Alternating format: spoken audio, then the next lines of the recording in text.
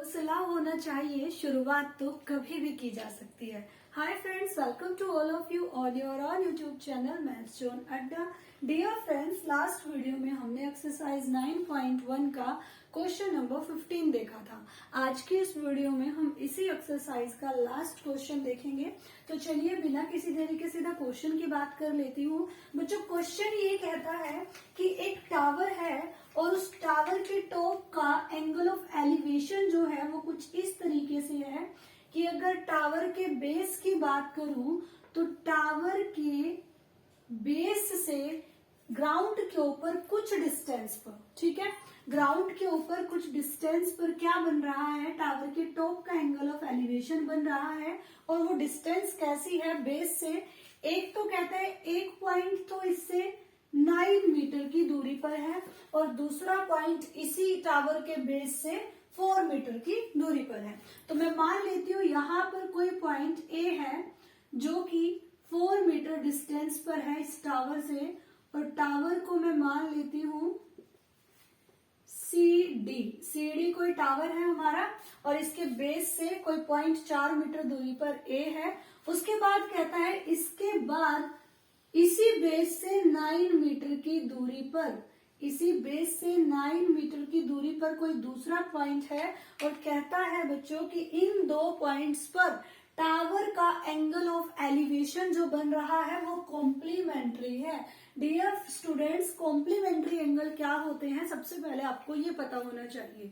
Complementary angle वो angle होते हैं जिन दो एंगल का सम 90 डिग्री होना, वो कॉम्प्लीमेंट्री एंगल्स कहलाते हैं। कि कोई भी एंगल है, ए मान लिया मैंने, बी मान लिया, अगर इन दोनों का सम 90 डिग्री आ रहा है तो ये कैसे एंगल है, कॉम्प्लीमेंट्री एंगल है। तो इसका मतलब अगर मैं ये मान लूं कि दो एंगल का सम 90 डिग्री है और उनमें से कोई एक एंगल मुझे पता है, तो मेरे पास दूसरा एंगल क्या आ जाएगा बच्चों, 90 माइनस दैट एंगल जो कि हमें पता है।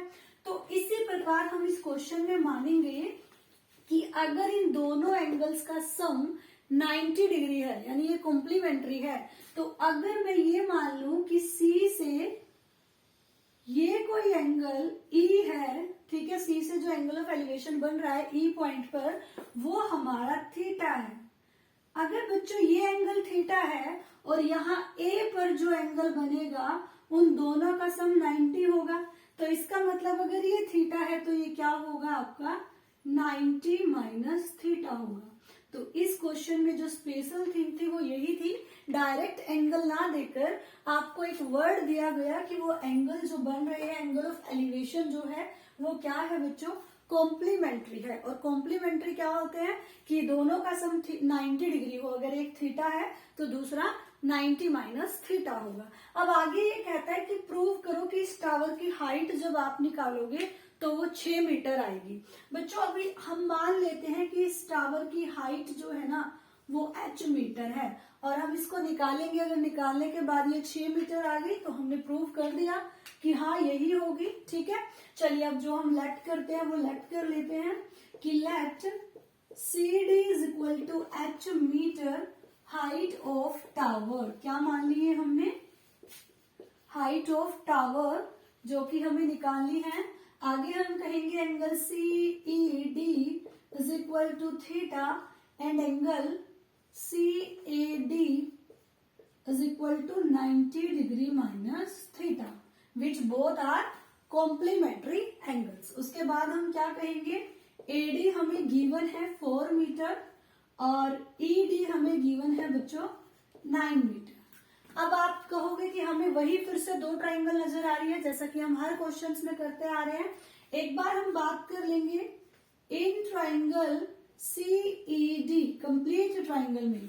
जब आप कंप्लीट ट्राइंगल में बच्चों ट्रिग्नोमेट्री रेशियो लगाओगे तो आप कहोगे परपेंडिकुलर अपॉन बेस क्या होता है, टेंजेंट थीटा होता है।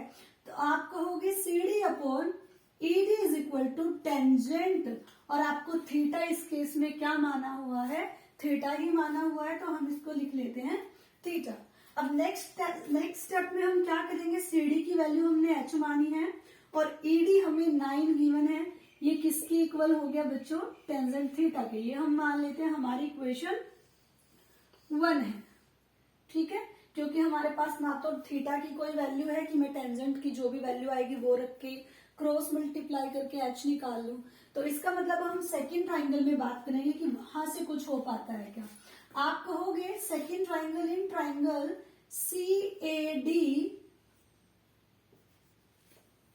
CD upon AD is equal to tangent, और इस केस में थीटा क्या है स्टूडेंट्स, 90 माइनस थीटा।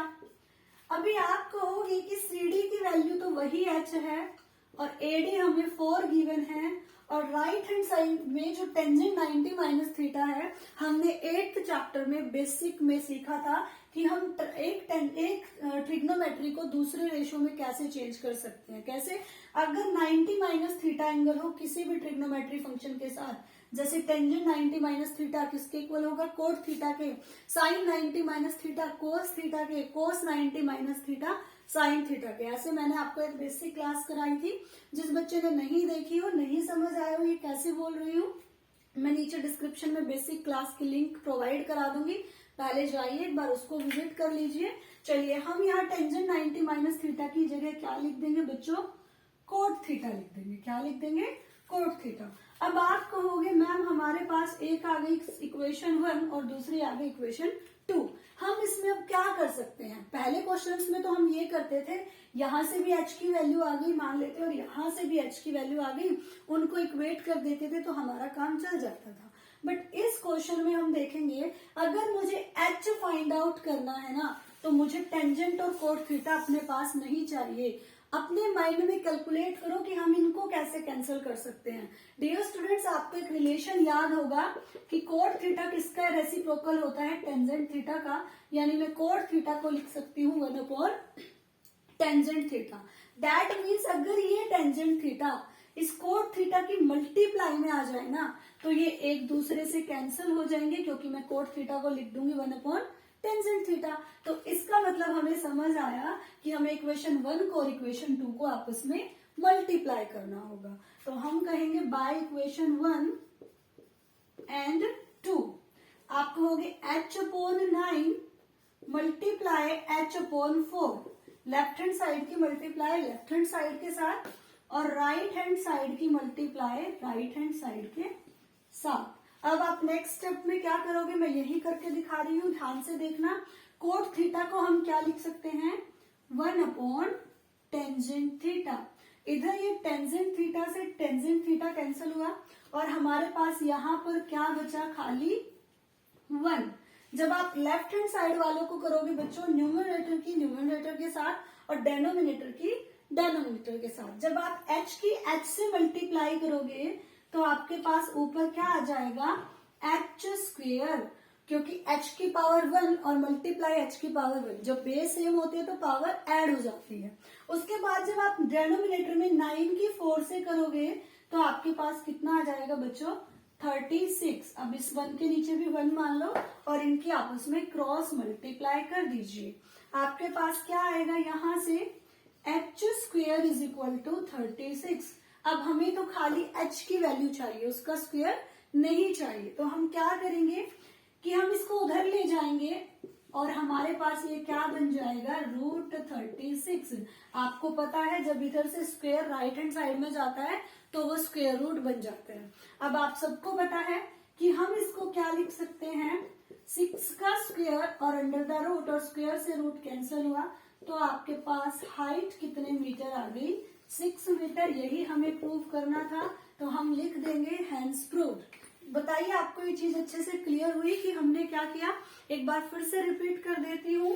क्वेश्चन में कहा था एक टावर है जिसकी हाइट 6 मीटर आपको प्रूव करती थी, और कहा गया टावर का एंगल ऑफ एलिवेशन कुछ इस तरीके से बन रहा है कि एक पॉइंट जिस पर एंगल बन रहा है वो टावर के बेस से 4 मीटर दूर है और दूसरा पॉइंट 9 मीटर दूर है।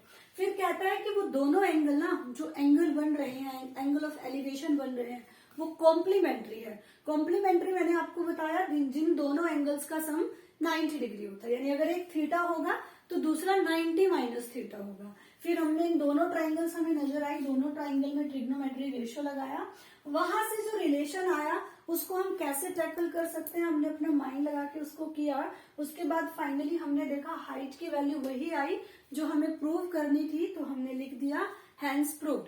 डियर स्टूडेंट्स, अगर आपको क्वेश्चन में कोई पॉइंट समझ ना आया हो तो आप मुझे कमेंट करके जरूर बताइएगा, और आपको ये वीडियो कैसी लगी ये भी कमेंट करके जरूर बताइएगा।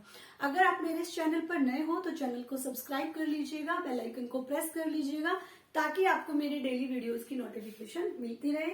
चलिए मिलते हैं नेक्स्ट क्लास में। Bye bye, see you tomorrow.